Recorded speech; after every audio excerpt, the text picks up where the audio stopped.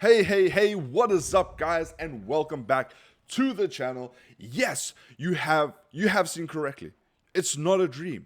Your boy is back playing Dota 2, and we have a smoke by yours truly. We're gonna see if we can get first blood. We're gonna see if we can pressure these guys. You can see they have a horrible team to play against. I actually don't know what the matchup is.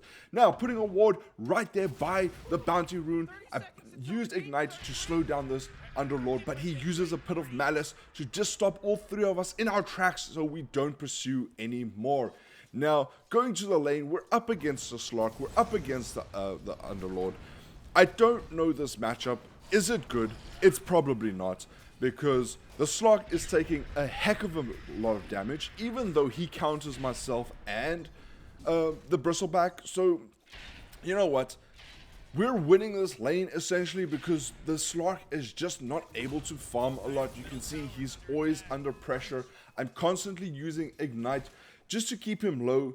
I'll use Stun to also just pressure him a little bit. Maybe see if he can use his Dart Pack just to try and get it off, and then I can use Ignite. And here we go. We can see we find him in the jungle farming a camp, and he's dead, gone, sent back to the fountain with a little cheeky tip, not a chip. Anyway, now at this point we are quite strong. I do feel the Bristleback is farming quite well. The other lanes aren't going too badly. As you can see, we are currently dominating the leaderboard over there. I am going to get a deep ward in here because this is just to try and see the Slark if he's farming those two camps, because that's what the carries like to do.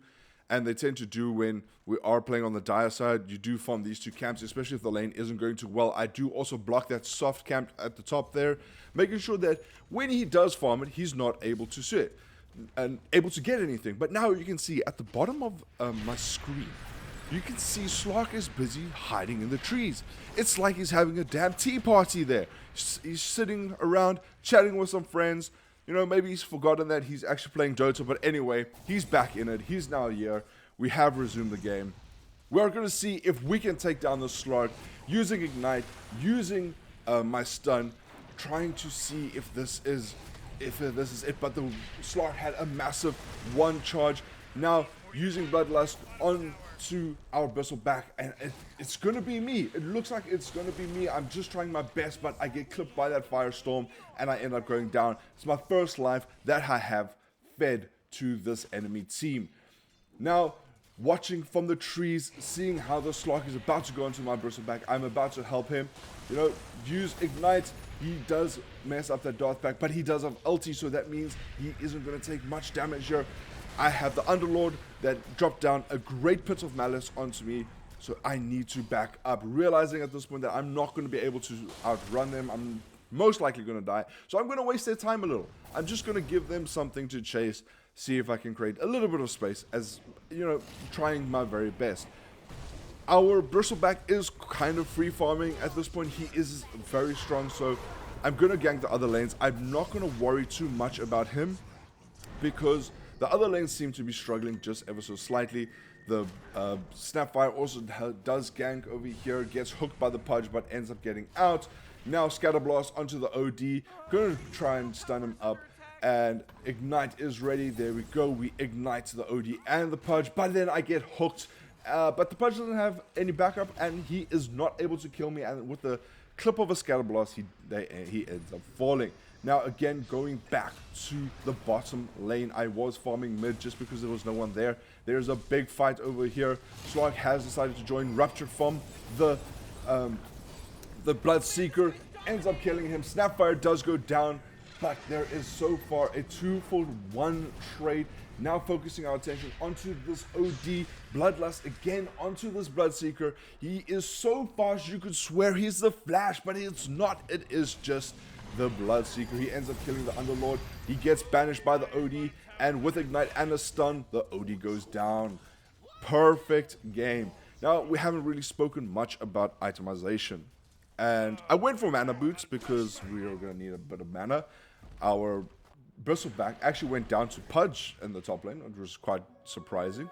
Caught me a little bit off guard there, but we're going to be a little bit greedy here.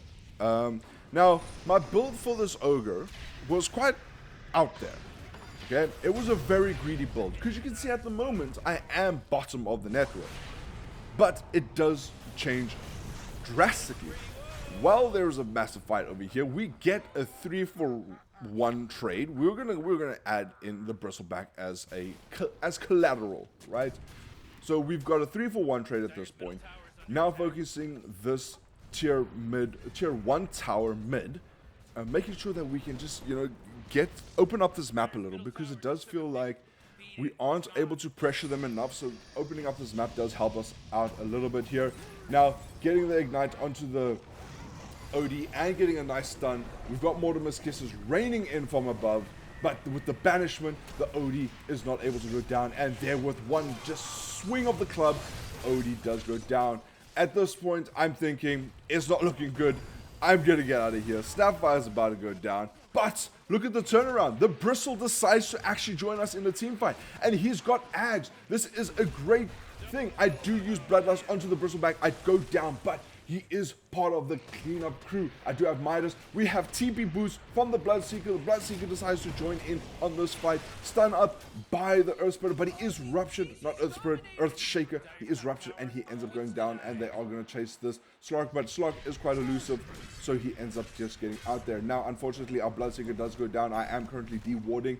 Mortimer's Kisses raining in from above, but OD does banish my Snapfire. Now ignite onto the OD. There's currently 2 fights going on, but I am focusing on this OD with the Snapfire, and we end up getting the kill onto the OD. Now, Bristleback, a little low, but he does get out. Not too bad. Rod of Atos from our Snapfire, just trying to escape. Not too much to worry about here.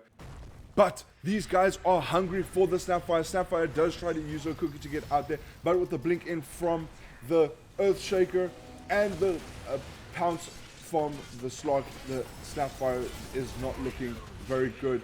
Snapfire does go down. I do end up getting the kill onto the Earthshaker. Slog is down, and that is a kill from the Pudge. I was thinking about going onto the Underlord, but it just did not work out. So you know what? We're going to farm these creeps, and this is where the build is about to change. We have queued up the Solar Crest, but I decided against it. I'm gonna go Dagon. The reason for going Dagon is because of the multicast that we get on Dagon. So that is the real reason why I'm going for this item. It's quite broken on Ogre, so that's why we're doing it. Now the OD did try to step in. He killed the Bloodseeker, but ended up feeding his life away. Was it a good trade? I don't know. I don't think so, because maybe it is for them, but anyway, let's not focus on that. Let's focus on this fight. There we use our Dagon again. Outward Devourer is dead. He is done. He's gone back to the base. Return to sender. Now getting hooked in by the Pudge. The Bristleback is turned around, turning his back, trying to use all that he can. We are all fighting without the Bloodseeker. BKB from the Earthshaker does put a stop to our plan a little bit. You can see the Pudge standing in the trees there, but with that ignite, he's going to tick out to that damage. Outworld Devourer does buy back. OD is returning to the fight. Underlord died. Guys, there is so much happening in this fight. Now, OD looking at going on to me, but a Glimmer Cape from the Leech is helping me out. Slark does come in here. He does have Shadow Blade, so we might not be able to get him. I put some vision up on the high ground there just to make sure we can see where they are. We're kiting them at the moment. It gives us enough time for this Bristleback to come back in. OD has a dieback. That means he is out for 90 seconds, and this means it is perfect. Slark with a double damage decides to go onto our Bristleback, but not realizing he's got a whole team around him and ends up just feeding his life away. What kind of move was that? I don't think that was a very good move, knowing that the whole team was there. But yes, it wasn't good for him.